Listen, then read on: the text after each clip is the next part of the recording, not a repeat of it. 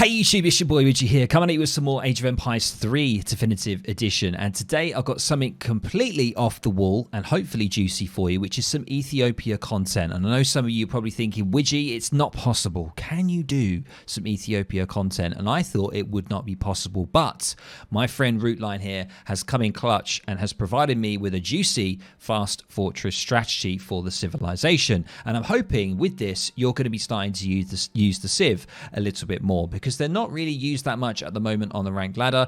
They're not the strongest, but they're definitely a very interesting civ to play. And I've got to say, I can't wait to get stuck into the civ and play them a lot more myself. So without further ado, let's hit the play button and we'll run through the fast fortress strategy. So first thing immediate with the African civs is you're going to need to use your livestock market travois here to build the livestock market, and immediately your vils will start to take down one of the zebu cattle. And what you need to make sure is the remaining zebu cattle need to go to the livestock market, and then immediately you need to be building yourself a granary building. Now the granary building costs no wood at all to build, and it essentially lures your hunts. It improves the nearby food and field gather rates, and also it lures them, and that's quite nice because it means that your herding ability is a little bit easier. And just make sure to actually herd those deer that you got here, for example, over to the granary, and that's probably the best thing for it. And that's pretty much all you need to do. And the next step will be selling one of your cattle for some wood. So this is the whole thing with the African civ. Something that is very daunting and confusing for a lot of people is the selling of cattle. It can be very, very confusing and daunting, and trust me, it still is for me, especially with influence as well, which is another kind of experience or another kind of resource, that you have. Kind of similar to export with the Asian civs, but the influence is something that can be gathered from a variety of things, one of them being your trade posts and also the monasteries for the Ethiopians. So the first thing that we're going to need to be getting is the village dogs, which is essentially the hunting dogs, and you can get that from your livestock market. So that's what you're going to be doing, and you need wood to be able to build a house and also to be able to get the village dogs, and that's 150 wood that you're going to need at the start. And to do that, the main thing that you kind of want to do is sell one of the zebu cattle for the amounts that we'll show here. Normally you want to have it around 150 wood, but it depends on how much wood you have left over. So Routeline's going to be building a hut or a house very shortly for his population, and he's got his hunting dogs in, or his stray dogs, I think it's called, I can't remember. And he's basically just going to be now using his explorer here to take down any treasures that he needs. He's going to be going for the 60 coin here, because coin is kind of crucial, because this is a fast fortress strategy, and that means getting to age 3 as quickly as possible, and you are going to need coin for that. So the first card that you're going to be going for is going to be the Trinity card, which ships 2 villagers and an abbon. Now, the abbon, it says here, may be tasked to gather at mountain monasteries or heal injured units from range during battle. So that is what you're going to need to be getting. And the abbon can actually be used to heal your explorer in age 1. They're very, very useful for that. And they can also be used to actually take down treasures as well, quite surprisingly, some small treasures. For example, this little lion-tailed macaque here could easily be taken down by the abbon. They have a lot of HP, as we can see, 360. And looks like Routeline's going to be using the abbon here to heal the explorer. The explorer's only got 220 HP left, and the abbon's going to be very useful for that indeed. So we're going to be looking to age up around 15 population. So we're getting right into the age up here, and we're going to be going up with the Habesha. You can see here that we've also got hardened iron axes coming in, which is basically the gang saw upgrade that you can get for 100 food, I believe. And that's going to be really useful in transition, because you're going to be needing to chop for ATP. That is the next thing you're going to be doing. You can see, get your hunts in, get your next 2 hunts in, lure them in, especially towards that granary. Very, very important. And then you're going to be wanting to get down ATP when you have 200 wood. So you can see here, Habesha, we're getting that in right away. And pretty much after this, guys, you're not really going to be building much else until you transition from age 2 to 3. You're not going to be getting any wood. You're not going to be getting anything like that. And you can see we have a camp builder travois, and the monastery is going down right there. Now, the next card is going to be the prized bull, the Big Benny. Now, this is basically one big zebu cattle that will enable you to sell this Big Benny for a huge amount of gold. And that is what you're going to use to basically project yourself, or propel yourself, into age 3. That is what you're going to be using the Big Benny for. And we can see that we have built a watchtower with the building, the camp builder travois.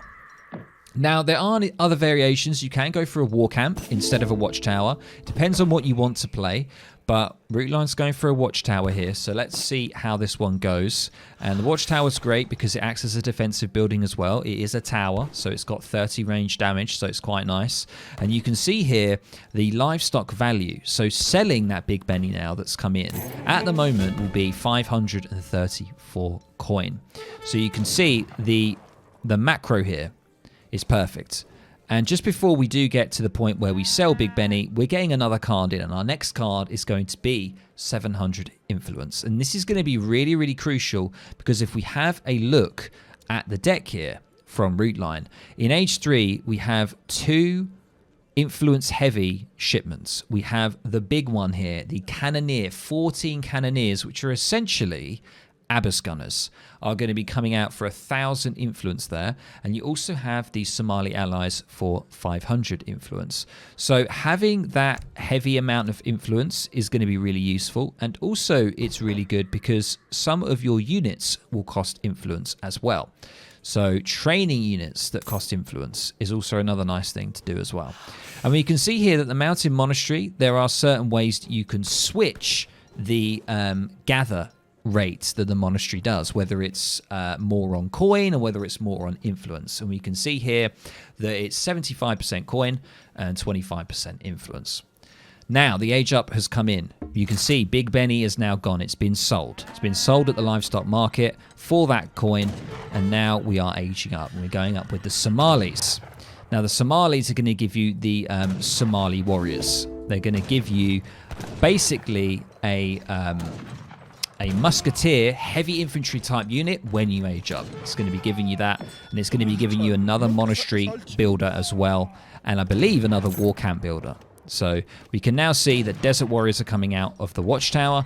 Desert Warriors are basically like a heavy infantry, like a musketeer unit, but they have range resistance, which is very unusual. Very unusual. And we can see here Routeline is getting some pressure here. He's getting some Ulan raiding there. He's lost a few vills, and Dory now is going to be sieging that TP whilst Routeline here is aging up. So he just needs to make sure that his Aben doesn't die. And you can see now he's putting all the houses down. So what he's done is he's gone ahead and he's sold for some wood there. And he's basically getting those houses down. You can see how quick he got those down for his population. You're going to need a lot of population when you get into age 3 because, for example, the 14 Cannoneers is going to be 28 population. So you're going to need a heck of a lot of pop space. So building those 4 houses is kind of crucial. So we can see here, if we have a look, the influence is starting to build up. We got that 700 influence that came in. Now we've nearly got 1,000 influence. Perfect timing. There it is. And we are now getting the higher Cannoneers that are now coming in. You can see that there. He's also got the elite Somali Isa warriors, and they are from the age up, from age 3 age up, that have come in. They're the ones that I mentioned that are basically the heavy infantry composition. And the Cannoneers are essentially going to be your artillery unit or your skirmish unit, you could say. They're going to be good at anything infantry related and also not too bad against artillery. So we're starting to build our composition. And you can see here we've got the monastery builder that's coming down from the age up as well. And we're just continuing to build more houses. Most likely, I believe what was happening there, I think there was another Zebu Cat who was sold there. So that was most likely sold for wood so that we could use it for the huts. Selling for wood is really good once you're getting into age 3.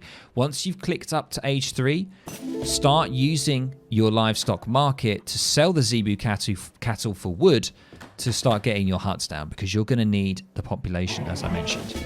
We can see here a native embassy is now coming out, and I think that was from the age up. That was from the Somali age up. You get the native embassy, and this is where I believe you can train units for influence. Yes, and we see the Somali Darude here, which is they're good at countering artillery and ships. So there's a lot to learn with Ethiopia. I don't have a huge amount of knowledge, guys. I'm going to be honest with you. My knowledge is very limited with the African civs, so you're going to have to bear with me. There's probably going to be a few things I may say that might not be 100% correct, but I'm hoping that you can learn something from this. And the next card is going to be 9 Shuttle Warriors. So we went for the Cannoneers. Now we're going for more units. 9 Shuttle Warriors on the way.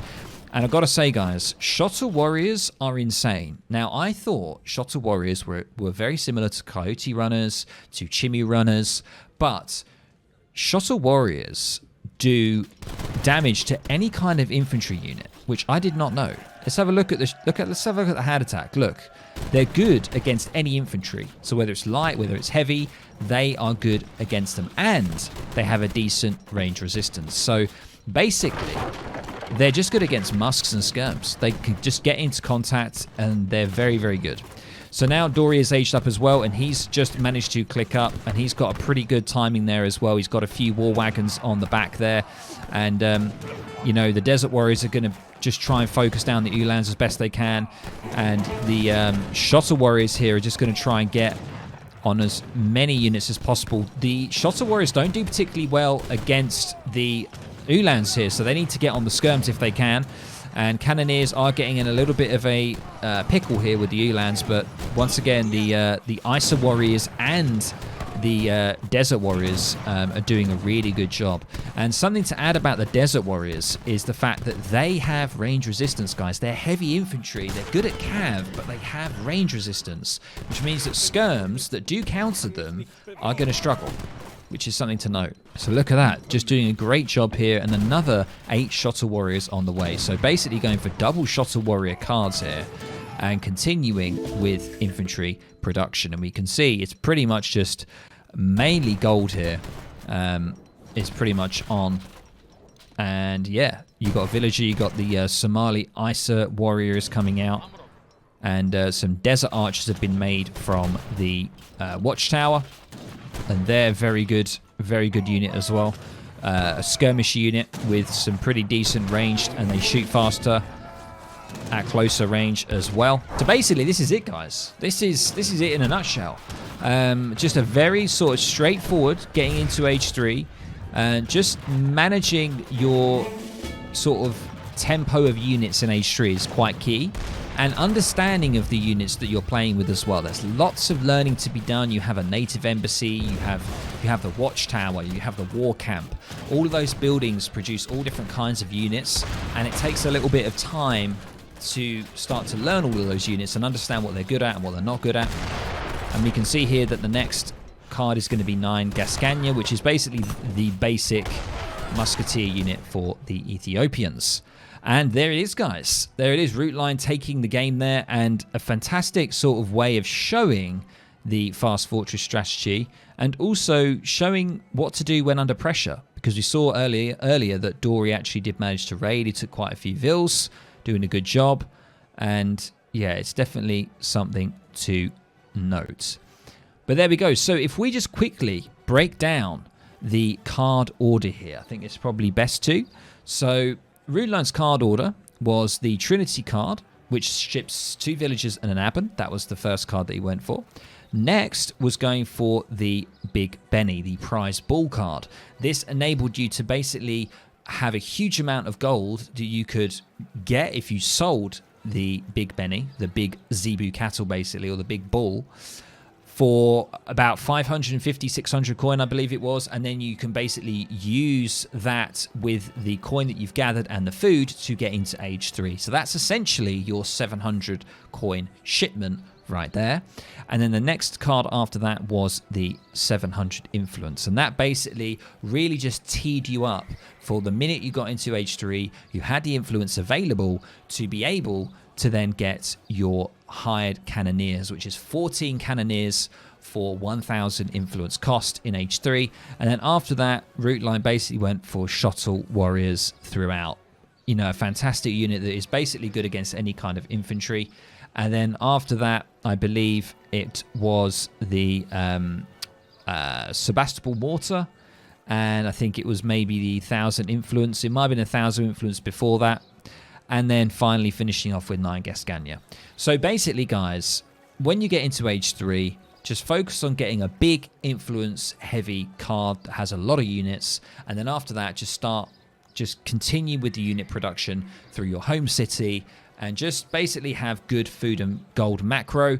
Use your market to sell for wood as well, so you can build the huts available to deal with the population space. So there's a lot to think about. Give it a go, guys. Give it a practice. Let me know down in the comments below what you think, what kind of success, failures you've had with this strategy. If you've ever used this strategy, come up against this strategy, please let me know. And I'll catch you in the next video or the next stream. Catch you later, guys.